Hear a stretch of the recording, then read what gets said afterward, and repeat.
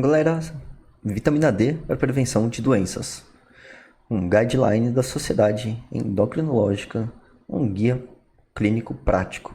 Foi publicado então no Jornal Clínico de Endocrinologia e Metabolismo em junho de 2024, no prezado mês que nós estamos. Que publicação! Se você não é inscrito, por favor, se inscreva, deixe seu like e bora para mais um vídeo. Então, novas diretrizes, assim como estas, que aqui estão vendo, desaconselham a dosagem rotineira de vitamina D. É isso mesmo. Então, numa reunião, né, da sociedade e na publicação então no próprio Jornal Clínico de Endocrinologia e Metabolismo, eles avaliaram algumas diretrizes para populações que podem se beneficiar da suplementação de vitamina D. Então, crianças e adolescentes são 4, né? Então, assim, crianças e adolescentes de 1 a 18 anos, para prevenir, então, o raquitismo, né, que é a doença da falta de vitamina D, ou seja, em populações carentes, nutridas, né? Hoje em dia no Brasil não é tão visto, pelo menos no eixo sul-sudeste, né? Mas é mais, pelo menos nos grandes centros, né? Mas assim, quando a gente vai para o interior, ou interiorização do nosso próprio Brasil, norte, nordeste, cidades mais de interior mesmo desses estados, né? Então a gente consegue realmente, dessas regiões administrativas e também dos estados, né, dessas regiões, a gente consegue realmente ver crianças com deficiência de vitamina D e com baixa mineralização óssea. Então, um jornal, né, americano, né, tá fazendo essa publicação em referência a populações desnutridas. Esse é o ponto 1, entre crianças e adolescentes de 1 a 18 anos. E aí é para o mundo, não é só para os americanos, é óbvio, né? Bom, o segundo grupo é gestantes a fim de diminuir o risco de complicações maternas, fetais ou neonatais, em que viu-se, né, o passo ao longo de estudos que diminuía o número de complicações, assim como a recomendação de carbonato de cálcio para gestantes, né, a fim de evitar a pré-eclâmpsia. E aí, é um outro tema até para o próximo vídeo para a gente discutir. Idosos com mais de 75 anos, com o objetivo de reduzir então o risco de morte nesse grupo, bem como não apenas morte por acidentes cardiovasculares, mas também morte por depressão, né? O próprio suicídio na população idosa, né? A própria desnutrição por conta da depressão, não o suicídio em si, tendo porque o idoso fica cada vez mais deprimido, envolto em si mesmo e preso nele próprio, né? Muito inteligente em si, viveu muitas coisas e porém não sai na rua, não faz atividade física, tem uma dieta pobre às vezes e cada vez mais vai definhando ali em si.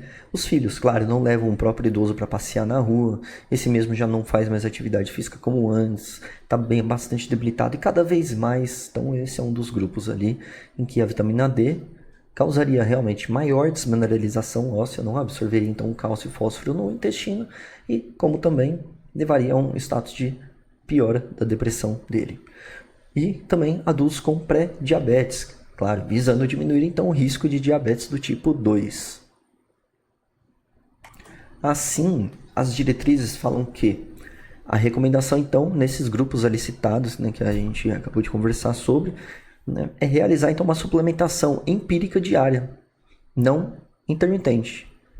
Ou seja, todos os dias, não uma vez por semana, não uma vez por mês, não uma vez espontaneamente, esporadicamente, mas sim todos os dias, em uma dosagem superior à indicada, claro, em 2011, ou seja, 13 anos atrás, pela National Academy of Medicine, sendo então recomendados desta forma 600 unidades internacionais por dia para pacientes de 1 a 70 anos e 800 unidades, olha o range, ou seja, olha a diferença de idade grosseira que citam, né? Por falta de estudos e referências, de 1 a 70 anos, 600 unidades, 600 UI, né? Falar UI para simplificar aí a fala, por dia para pacientes de 1 a 70 anos e acima então de 70 anos já seriam 800 unidades. Então o documento, né, ele vai reconhecer a dose ideal para as populações e que ainda não é conhecida em si a dose ideal, mas vai trazer os intervalos de doses utilizados nos estudos que vão fundamentar as recomendações e, por outro lado, claro, as diretrizes em si que aí estou trazendo para vocês, eles vão desaconselhar a suplementação de vitamina D, além da ingestão diária recomendada na maioria dos adultos saudáveis com menos de 75 anos e não recomendam a dosagem sérica nos níveis de vitamina D para a população geral, inclusive em pacientes com obesidade ou pele mais escura. Não recomenda. Esse é um ponto que até a própria diretriz entra num conflito, né?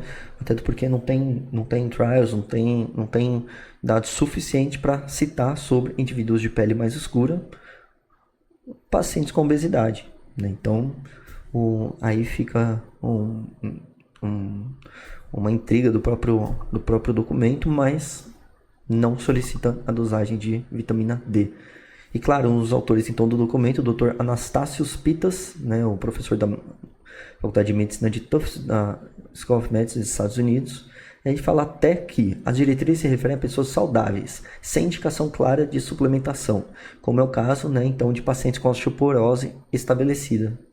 Ou seja, aqueles grupos, crianças de 1 a 18 anos com raquitismo, né, ou seja, já falta de vitamina D, né, desnutridas, crianças, né, socialmente desfavorecidas, gestantes, idosos, adultos com pré-diabetes, idosos com mais 75 ou adultos com pré-diabetes, né, ainda sem a doença do diabetes tipo 2, assim, visando então diminuir o risco de diabetes do tipo 2.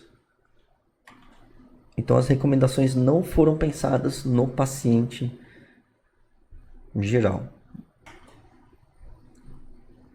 Nesse tipo de paciente, aliás, né? Nesses 4 grupos, mas sim no paciente em geral, ali que a gente solicita a vitamina D uma vez por ano, uma vez cada 6 meses, sem necessidade disso. Desoneração do sistema de saúde, vamos solicitar à toa, não vamos fazer uma intervenção, que o próprio texto acaba conversando sobre, né? Que até o Dr.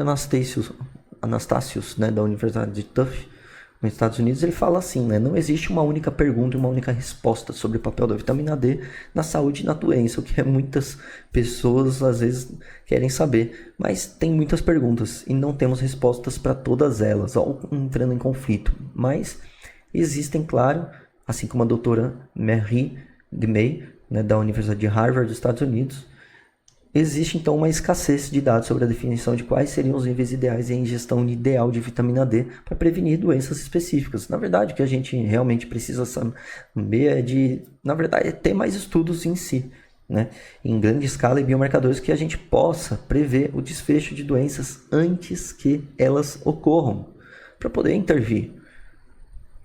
Assim como a recomendação, enfim, é que a população siga as injeções diárias recomendadas, conforme o próprio documento que aqui traz, né, de Terry Reference Intakes, do NAN, né, para cálcio e vitamina D, National Academies, né, o NAN, né, ou seja, precisam seguir a ingesta diária de cálcio e vitamina D. Ah, mas, poxa, tem até aquele tipo de paciente que, né, como tem um transtorno de obsessivo compulsivo, né, que tem tara por ver rótulos de embalagens, né, e ficam calculando ali, poxa, já ingeri X cálcio, vou ingerir mais X desse, e aí pronto, acabou.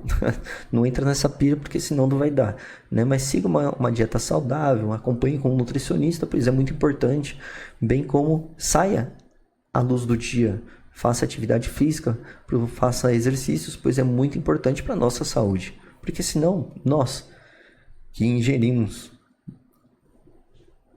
cálcio, fósforo e assim como convertemos a vitamina D na pele, assim como vocês viram no outro vídeo, não iremos converter se não sairmos do sol. Assim não vai ter vitamina D disponível nos nossos corpos em níveis suficientes, fora aqueles que entram por outros meios. Então é muito importante isso. E ele até fala, né, quando os médicos solicitam a dosagem de vitamina D, eles são forçados a tomar uma decisão sobre o que fazer com os resultados, e aí que surgem as questões sobre os níveis ideais, e isso é um grande problema. Então as diretrizes estão dizendo aqui, faça o seguinte pensamento: não rastreie, não faça rastreamento de vitamina D.